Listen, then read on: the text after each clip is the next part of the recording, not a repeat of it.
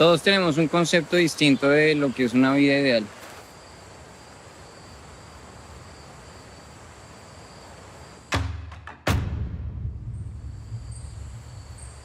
En mi caso, pues este es el mío.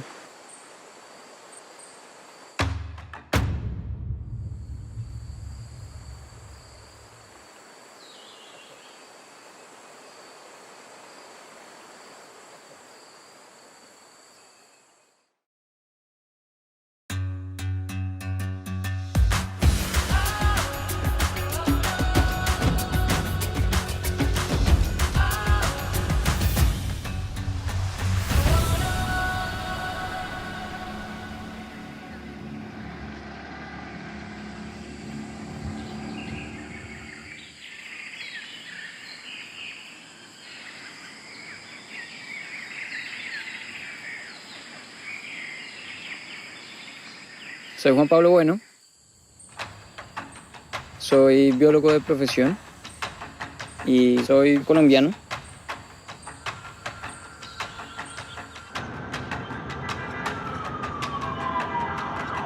Yo inicié con ingeniería química. En mi familia somos químicos por naturaleza. Tenía un hobby que era conocer Colombia a través del computador. En esos viajes virtuales buscando fotos, me encontré con 3 fotos de cañocristales.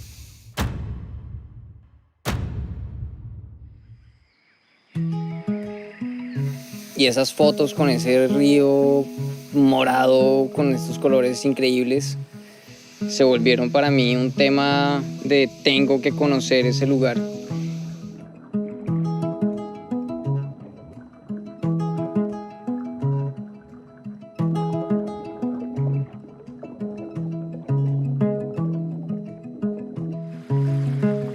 Ahorré un poco y un día pude viajar finalmente a Cañocristales. Me di cuenta que no era solamente Cañocristales, sino era toda una región increíble, brutal. La Macarena. Este lugar en términos de paisaje y naturaleza y fauna y vida es completamente asombroso. Ya teniendo ese contacto con la gente y la naturaleza, dije, lo mío es esto, punto. No tengo que buscar más. Yo estaba sufriendo en ese momento con la ingeniería química. No porque me quedara grande, sino porque no me quedaba fácil imaginarme a mí más adelante metido en una oficina, metido en cosas que tuvieran que ver con procesos químicos. Y para mí la conclusión fue dedicarle mi vida a proteger eso que me gusta tanto, que es la naturaleza.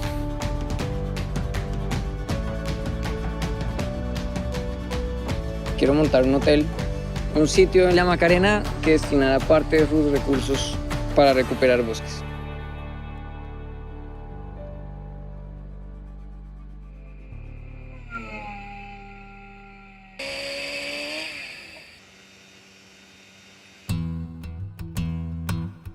Siete años de incansable trabajo levantando un proyecto que inició con puros ahorros, la manigua.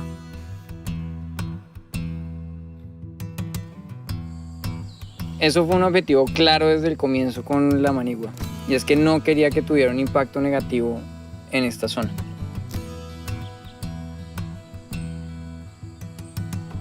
Fue que logré encontrar los diferentes espacios donde podía construir sin tener que tumbar un árbol.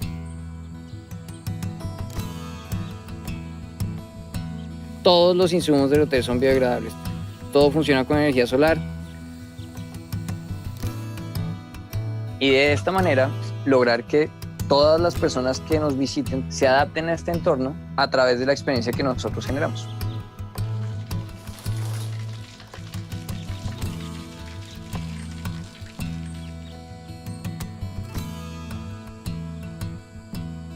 La naturaleza y nosotros encontramos un punto donde podemos convivir juntos.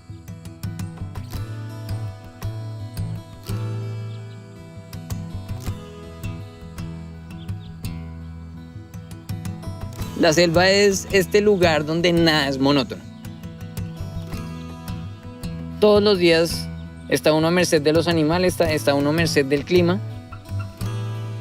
Y eso hace que la vida simplemente se convierta en esta aventura de todos los días. No tengo ni idea de qué es lo que me espera.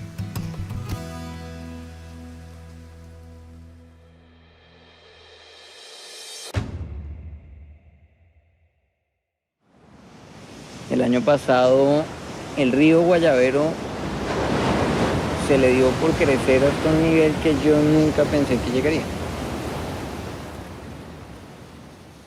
El río se metió en todo el locho. Se metió dentro de las cabañas. Se metió dentro del comedor. De la inundación, estar con el agua hasta el cuello, nadando de un lado para el otro, tratando de rescatar lo que hubiera del loche sin que se perdiera nada. Y fue increíble. No perdimos nada. Lo único que perdimos fue un bulto de arroz. Y en eso no perdimos nada gracias a mi equipo.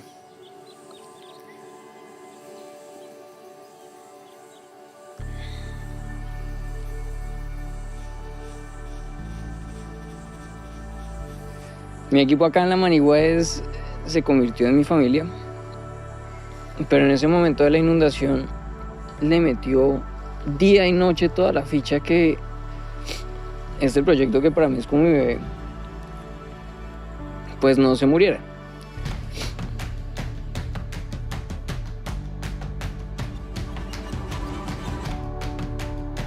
En ningún momento tiraron la toalla y esta gente le metió el alma a lograr evacuar todo el hotel para que no se perdiera nada. Nunca había visto y nunca había sentido en carne lo que de verdad sentir el apoyo de tantas personas unidas para ayudarle a uno.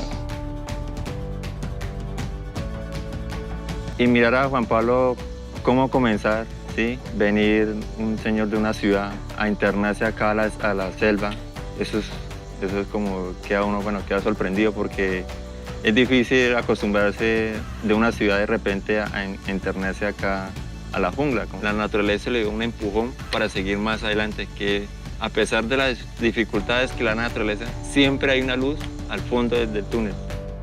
Juan Pablo la encontró. Yo me vine a la Macarena a plantar árboles, ¿no? Pero lo último con lo que pensé que me fuera a encontrar fue como con una relación, una familia, un hogar tan especial en la mitad de la nada. Y por otro lado está el hecho de verdad tener esa experiencia de uno estar conviviendo con la selva de una manera completamente genuina y maravillosa.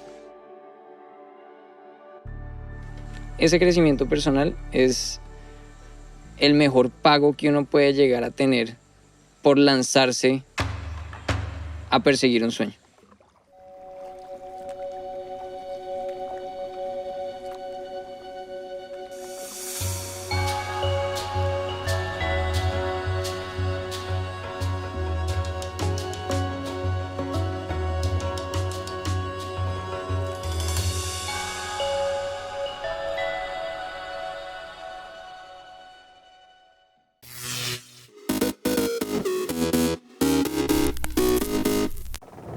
Welcome to the final day of racing for the Ocean Race Europe in Italy, Genoa. And if you've been following all the drama today, you will know that, well, we've been in a bit of a long postponement. These two boats here are going to be in a fight with that team. Murpori Foundation on the left, AkzoNobel Ocean Racing on the right. Sailing Poland trying to find room at the Kamibo end, but there was no room to be had for Bauer Becking, the veteran of the Ocean Race.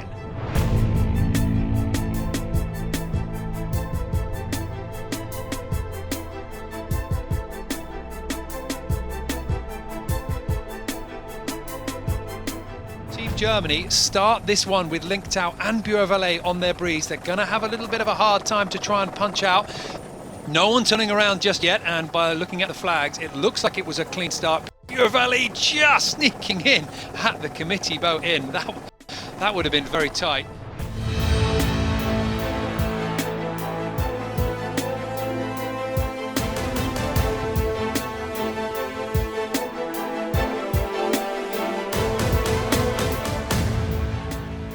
the moment for those leaders right now, the breeze is pretty much in line with that next mark. It's coming in at around about 170, which is the bearing to the next mark.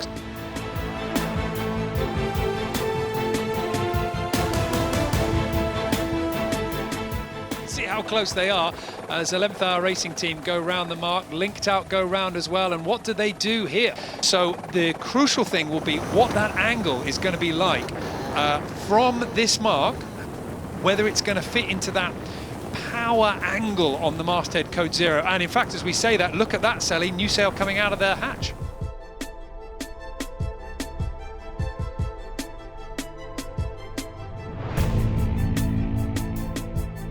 Murpuri Foundation Racing Team about to come across the finish line. It so nearly went the way of Sailing Poland, but the Portuguese take it.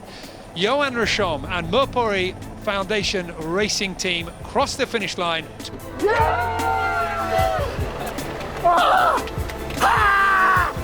good, huh? Job done, mission accomplished. Oh, that was incredible. I think we love to make things hard for ourselves. But it was amazing and beautiful project. Absolutely loved it, loved the crew. Very proud of everything they did, everything we did. And yeah, happy for the Murpuri Foundation. Very, very, very tight finish, but a really good finish here for Sailing Poland. That's a strong performance. Now the finish line for 11th Hour Racing Team. Behind them, but the big question is what's happening behind them with Offshore Team Germany.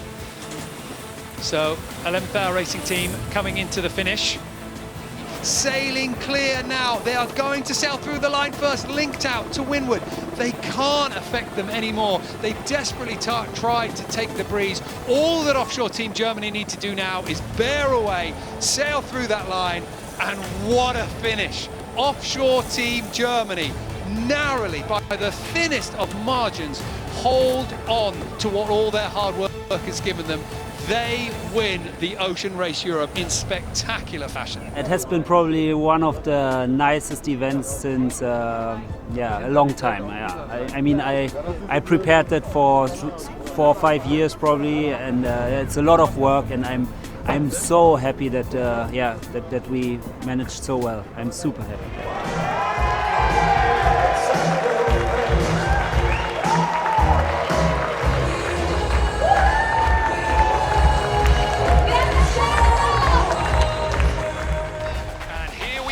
The start of the Ocean Race Europe.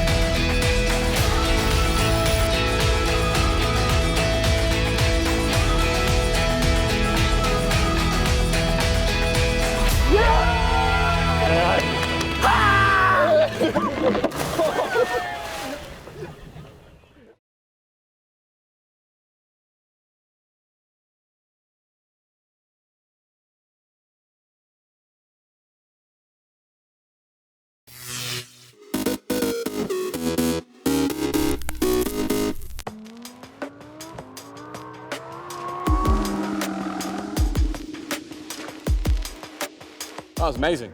Yeah. These cars, the STO, yeah, they're like, they seem to be a lot faster than the Hurricane, yeah? We did the Hurricane Performante last time we were here 3 years ago, and the STO, what a beast. It's amazing. Yeah, and this one's rear-wheel drive as well. Yeah, so yeah, exactly, yeah. How do you find that different, being rear-wheel drive with four-wheel drive? You probably just got to be more careful coming out the corners, otherwise you might spin. But I guess these cars have got more downforce, so there's more grip anyway. Yeah. But yeah, so far, first couple of laps, it was amazing.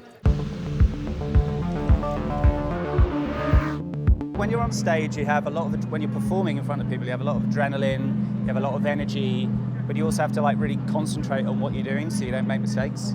And I find driving on a track fast like this, it's almost similar, because you have a lot of adrenaline, it's exciting, it's thrilling, but you have to really be calm and concentrate and be in a zone. So I like the parallels of kind of performing on stage and driving a car, but so for me it's both, I'd say.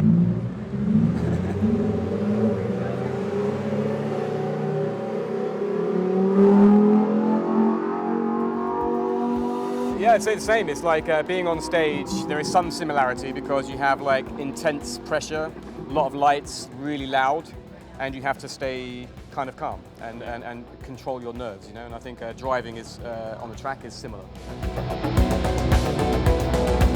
A road trip, I would say up the Pacific Coast Highway from Malibu heading towards Big Sur. And you say which car? Aventador, Aventador, yeah, definitely. Actually, maybe I'll take for that trip maybe the Hurricane Spider. Yeah, how about that? I love driving in southern Europe and around the Mediterranean coast. I'd probably drive around the Italian coast. I'll probably just take one of these, an STO. That would suit me. What soundtrack? I feel like Jimi Hendrix would be quite. I'd go for like some kind of synth wave. Give me a synth wave artist. It's cool. Like Daft Punk or something. Yeah. Like their first album.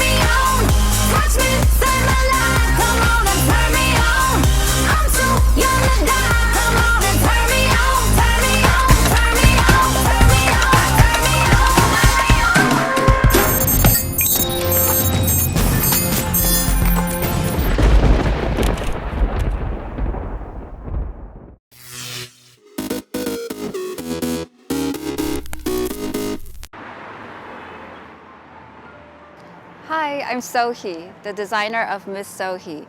I'm originally from South Korea and I'm currently based in London. So I came to London 6 years ago. For me, London is home because I have my friends here and I have all my creative friends around me that inspire me all the time. And the cultural diversity here is really, really inspiring. In this room, you see a lot of mood boards, and this is my desk. And this is where all the sketching and creativity happens. And then in the room next door, this is where all the embroidery happens.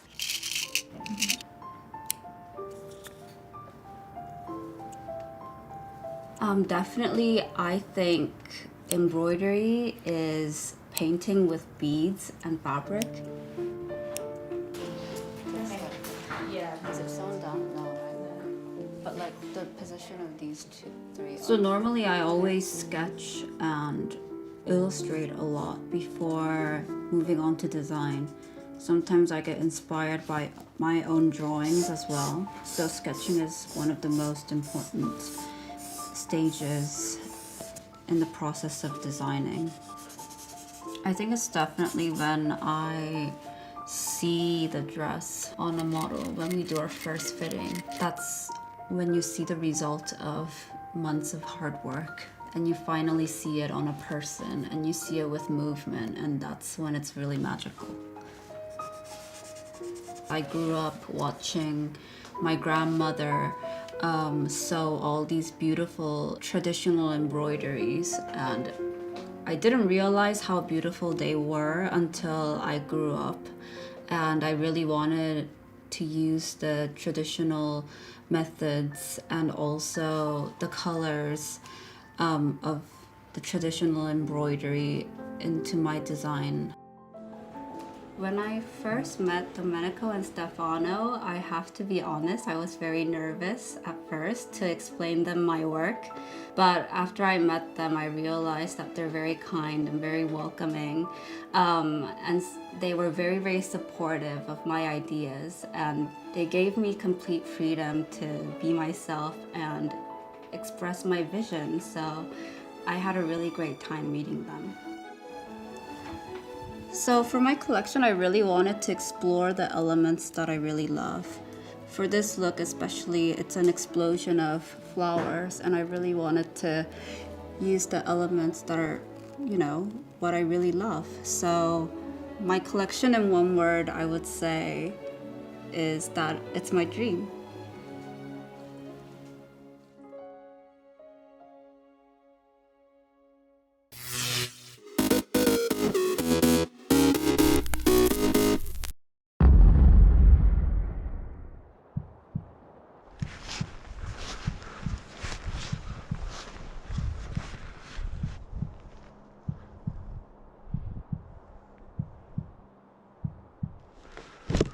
Copy, I'm in position at 100.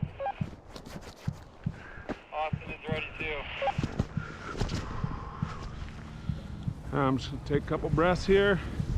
5, 4, 3, 2, love you.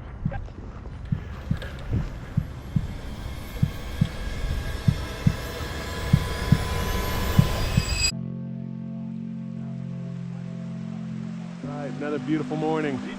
It's cold, -7 this morning. Ice in the water, that's when you know it's below 0.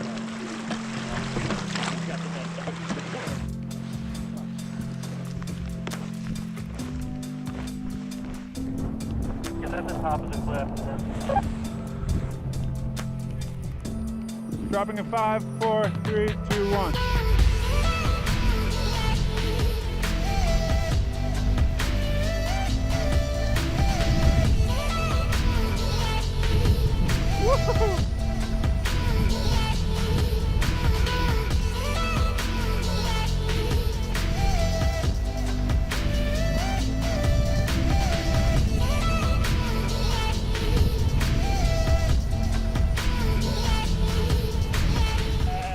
Another day on the river. Yeah, and then we just... Copy that, thanks. 3, 2, 1.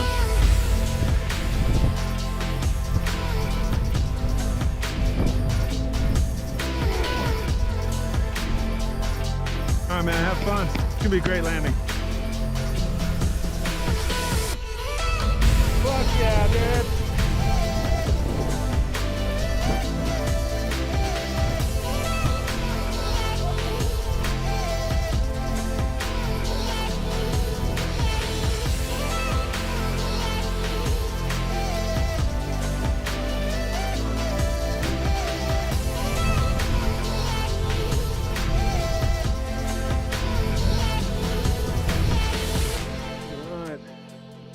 Day 7 down the river, and conditions seem actually really set up for this hike that I'm doing right now.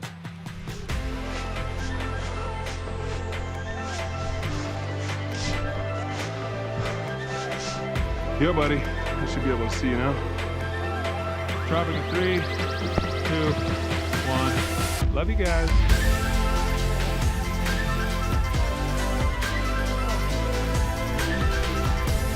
Woohoo!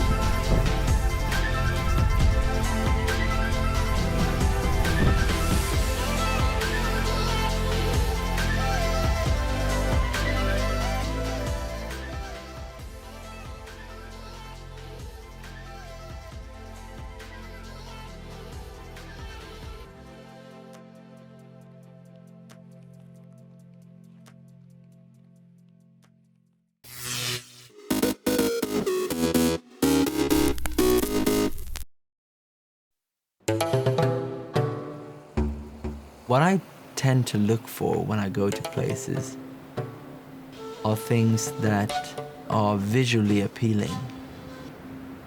When you walk down the sand dunes here in St. Lucia. Just thinking of the old shipwrecks or the explorers, the first thing they saw was these long beaches and impenetrable forest. They still look exactly the same. I can't imagine there are many places in the world where you can see tons of things in one day. I want to pinch my arm and say, this can't be true. I'm in the middle of this. I think the uniqueness is that it's diverse. You could peel off layer after layer and you'll find more and more things. It's all here for you to just be part of.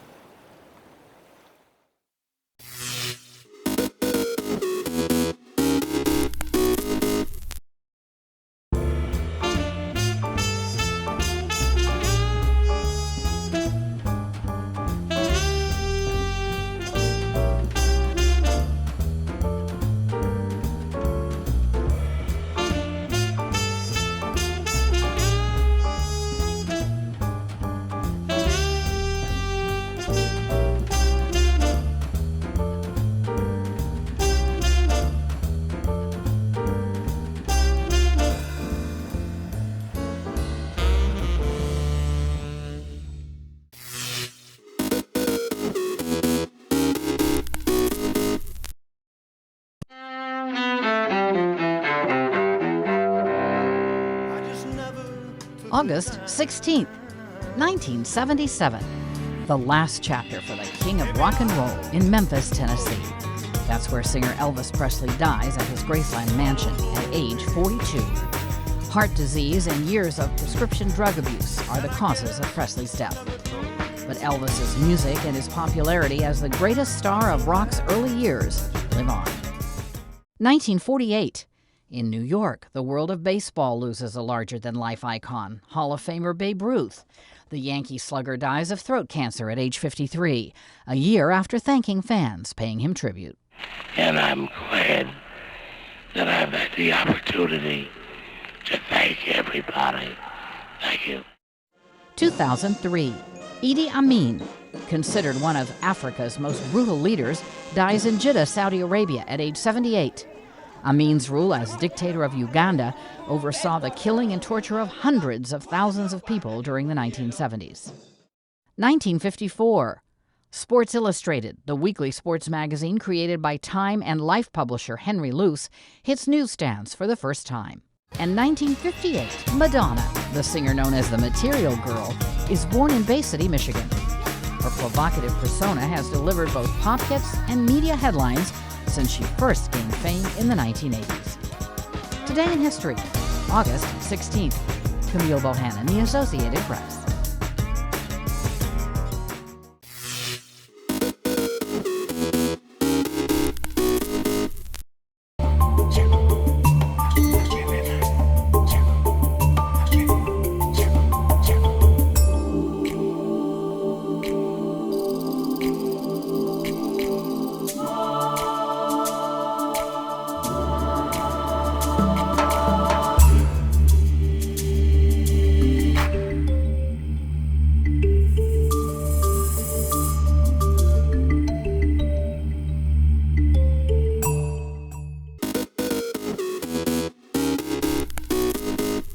Welcome back in our studio, and in today's news,